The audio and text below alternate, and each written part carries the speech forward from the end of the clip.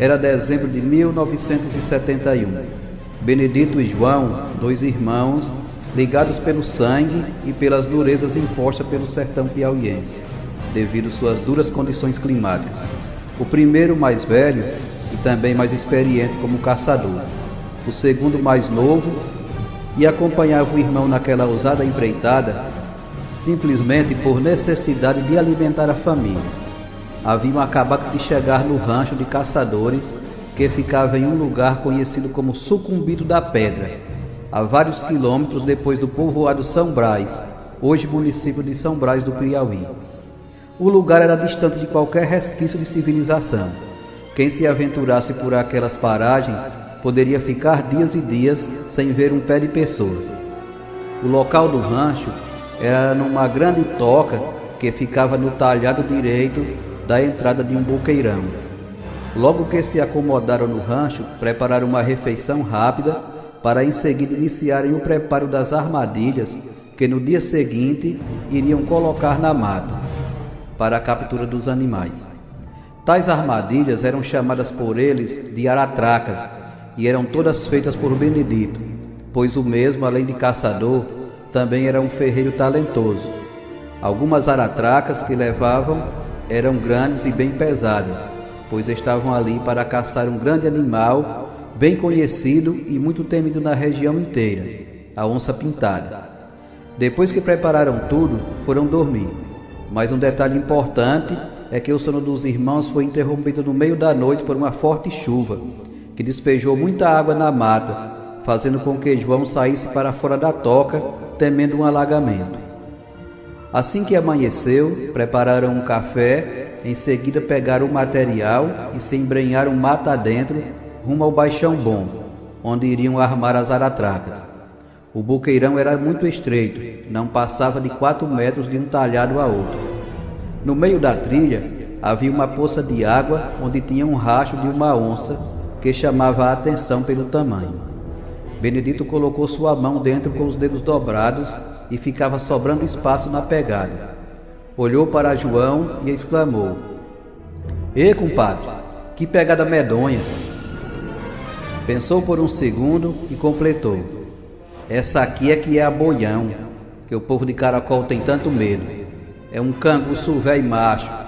Parou um pouco, depois completou: "Essa onça, nós vamos pegar ela, mas ela vai andar matando um de nós dois." João apenas observava em silêncio.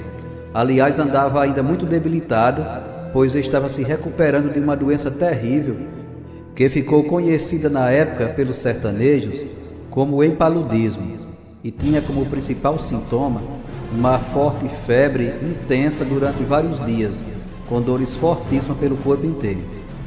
Seguiram as pegadas até um local onde tinha um grande camaçari caído, que não chegou ao chão porque o tronco topou da serra. Benedito, muito experiente, percebeu o amassado de mato por baixo do tronco do camaçari. Resolveu armar a aratraca maior ali. Depois que armaram o restante das aratracas, voltaram para o rancho. No dia seguinte, retornaram para verificar se tinha pegado alguma coisa. E na primeira estava uma raposa e em outra tinha um tamanduá-bandeira. Porém, nada havia na aratraca armada embaixo do tronco de camaçari. Retornaram para o rancho, levando as 2 presas capturadas. No amanhecer do dia seguinte, Benedito acordou e falou: "Compadre, a onça caiu na aratraca."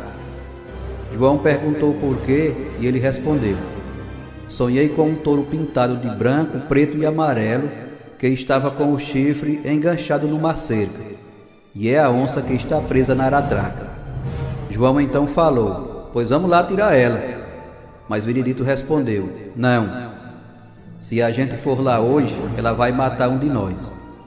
Deixa ela lá, amanhã nós vamos."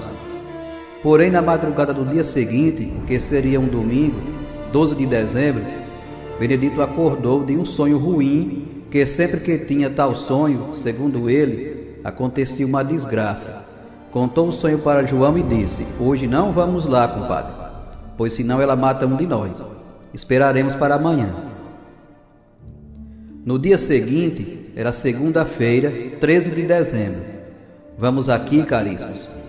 trazer uma personagem muito importante para o desenrolar dos fatos que vem a seguir, e que ainda não tinha sido mencionado em nenhum momento da história. Trata-se do cachorro de caça de Benedito, conhecido por Ventania, um animal extraordinário, afamado na caça e admirado por sua bravura e coragem. Assim que quebraram o jejum, se prepararam para partir rumo ao local das armadilhas. Benedito chamou Ventania, mas estranhou o receio do animal em acompanhá-lo. Parecia que estava temendo alguma coisa. Ele então o amarrou com uma corda e saiu puxando. Mesmo assim, o cachorro continuava receioso, tentando voltar e às vezes levantava a orelha como que para alertá-los de algum perigo mortal que estava ali à frente deles. Ao chegar na entrada do boqueirão, Benedito soltou Ventania, que não entrou na trilha por onde eles seguiam, mas subiu pelo talhado e foi por cima, evitando entrar no boqueirão. Quando chegaram no local das aratracas, foram verificar se havia alguma coisa em alguma delas. Benedito olhou e verificou que não tinha caído nenhum animal nas primeiras armadilhas. Foi então que ouviu João lhe chamar, pois na aratraca do Camaçari havia caído alguma coisa grande e com uma força descomunal, que além de quebrar o galho do Camaçari, ainda conseguiu sair dali fazendo uma bagaceira na mata. Benedito olhou toda aquela desordem e concluiu logo que se tratava da onça. Chamou o irmão para perto dele, o alertando para que não avançasse mais, pois devido a seu debilitado estado físico, poderia ser uma presa fácil do poderoso felino, que certamente estava por perto, preso na aratraca, mas com certeza muito enfesado e consequentemente mais perigoso e mortal. Mesmo já sendo um caçador bem experiente, Benedito estava assustado com toda aquela bagaceira. Sabia ele que o animal que provocou todo aquele despropósito ia dar muito trabalho para ser abatido. Os dois caminhavam devagar e silenciosos, prestando atenção em qualquer barulho na mata. Ouviram os latidos de Ventania. João apontou a direção, mas Benedito, com sua experiência em caçadas, apenas negou com um gesto na cabeça de que não se tratava da onça. Continuaram procurando. Já haviam andado um bom trecho, seguindo as batidas deixadas pelo felino, quando viram Ventania chegar. Olhou para os dois, levantou as patas dianteiras e colocou nos ombros do seu dono. Benedito até hoje conta que aquilo foi um gesto para dizer que ele estava ali pronto a matar ou morrer para defendê-lo do perigo mortal que estava ali próximo. Benedito apontou a direção de onde tinha vindo o cachorro e seguiram. Ventania correu na frente para mostrar o local exato onde estava a onça. Os caçadores apressaram o passo, seguindo a direção dos latidos do cachorro. Logo que chegaram, percorreram com o olhar todo o local em busca da localização do terrível felino. Benedito foi quem primeiro percebeu uma moita alta de cipós, localizada próxima a uma rocha pequena, com aproximadamente 2 metros de altura. Dentro da moita estava a enorme onça deitada, com a parte traseira recostada na rocha e observando atentamente o movimento dos dois caçadores. Ventania correu para a moita latindo forte. O enorme felino se levantou e fez menção de atacá-lo, mas o cachorro era esperto e sabia que não era páreo para aquele poderoso adversário. Então recuou, voltando para trás, se afastando de perto da moita. A onça, por sua vez, voltou a deitar. Benedito e João se aproximaram da moita bem devagar e em silêncio, tentando entender melhor a situação para depois traçar uma estratégia para abater o terrível adversário. Benedito foi quem primeiro quebrou o silêncio, olhou para João e falou de forma pausada: "Compadre, aponta a espingarda e atira. Mira entre os olhos dela." Mas João estava nervoso com aquela situação, e mesmo com a espingarda engatilhada, o tiro não saía. Era como se seus dedos estivessem endurecidos repentinamente. Nesse momento, Ventania estava novamente tentando entrar na moita e latindo cada vez mais forte, o que deixou a onça ainda mais brava. Ela se levantou e não se deitou mais. Mesmo com uma das patas presa na enorme aratraca, investiu para cima dos caçadores. Quando Benedito percebeu que João não ia atirar, gritou: "Corre, compadre, ou ela mata um de nós!" E saiu correndo, acompanhado pelo cachorro. mas percebeu logo que João continuava parado, sem se mexer. Ainda gritou para que ele saísse dali ou a onça o mataria. Porém o homem estava paralisado, sem mexer um músculo sequer. Benedito voltou, pois não podia deixar o irmão à mercê da fera. Tudo aconteceu muito rápido, e o que sucede em seguida, caríssimos, é algo inexplicável e incompreensível, pois a onça saiu correndo, mas não atacou João. Isso pode ser atribuído à paralisação de João, que desviou a atenção da fera para Benedito, pois este estava se movimentando. Mas também a onça pode ter percebido instintivamente que Benedito era o mais perigoso. O certo é que ela passou tão perto de João que a sua cauda ainda tocou nele e foi para cima de Benedito com toda a sua fúria sanguinária. O experiente caçador ainda tentou puxar da cintura um revólver calibre 38 que sempre levava em suas caçadas. Porém não deu tempo.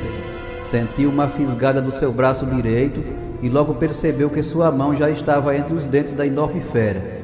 Tentou usar a outra mão para libertar a que estava presa, mas a onça, com fúria e rapidez, a segurou com as enormes garras da pata dianteira que estava livre da aratraca. Benedito sentiu por um instante que ali seria o seu fim. Porém surgiu uma ajuda inesperada que mudou o rumo da luta e salvou sua vida.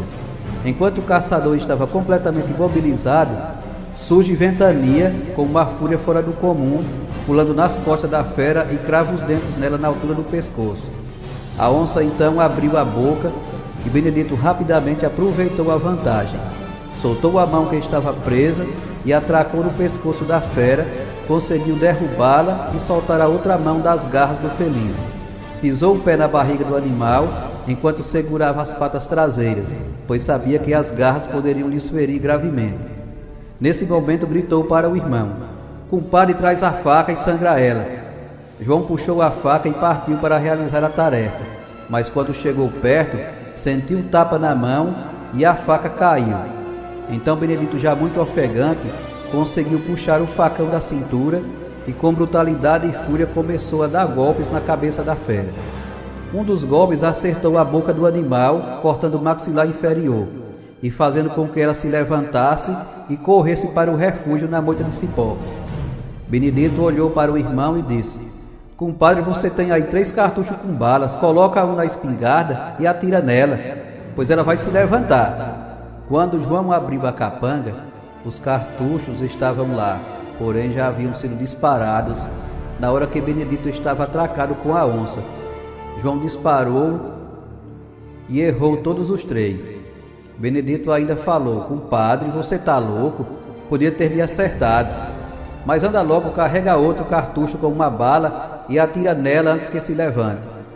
João carregou novamente, colocou na espingarda, fez pontaria e quando ia apertar o gatilho, a enorme onça se levantou. Benedito gritou: "Atira, compadre!" Dessa vez o tiro saiu. Acertou entre os olhos da onça, que caiu, batendo a cabeça no chão. Benedito tirou um pau e investiu para ela, e com uma cacetada certeira da cabeça, terminou de matá-la. Nesse momento, João olhou para o irmão e notou que seu corpo estava todo ferido. Havia ferimentos pelo rosto, nos braços, em uma mão, nas costas e nas pernas, sendo alguns bem profundos. Tiraram o couro, colocaram a carne em um saco e partiram para o rancho, acompanhados de perto pelo bravo Ventania, que parecia perceber que seu dono não estava bem. De fato, antes de chegarem no rancho, Benedito caiu, com o corpo ardendo em febre e sentindo dores e muita fraqueza. Pediu para o irmão que esperasse um pouco. Caso ele morresse, poderia sepultá-lo ali mesmo. Mas João apenas deixou o saco com a carne, pegou o irmão pelo braço e seguiu levando também o couro do enorme felino. Ficaram 2 dias no rancho, pois João estava cuidando do irmão com remédios feitos de raízes e casca de plantas. Quando Benedito melhorou um pouco, partiram rumo à cidade. Benedito ainda foi hospitalizado e mesmo depois de algum tempo ainda tinha um ferimento no ombro e outro no rosto, próximo ao nariz, que não cicatrizava. Tomou muitos antibióticos, mas os ferimentos continuavam abertos e saindo uma secreção purulenta. Um dia ele pegou um ferro, colocou na froja de sua oficina. Quando estava vermelho, retirou e passou em cima dos ferimentos. Depois de algum tempo, as queimaduras sararam e finalmente os ferimentos cicatrizaram. Não temos registro se João ainda participou de alguma caçada, mas Benedito continuou caçando por muitos anos. Quando foram aprovadas as leis de proteção aos animais, finalmente ele parou. Durante muito tempo, circulou uma história de que ele havia caçado e matado 45 onças. Porém, recentemente ele me falou que foram 27.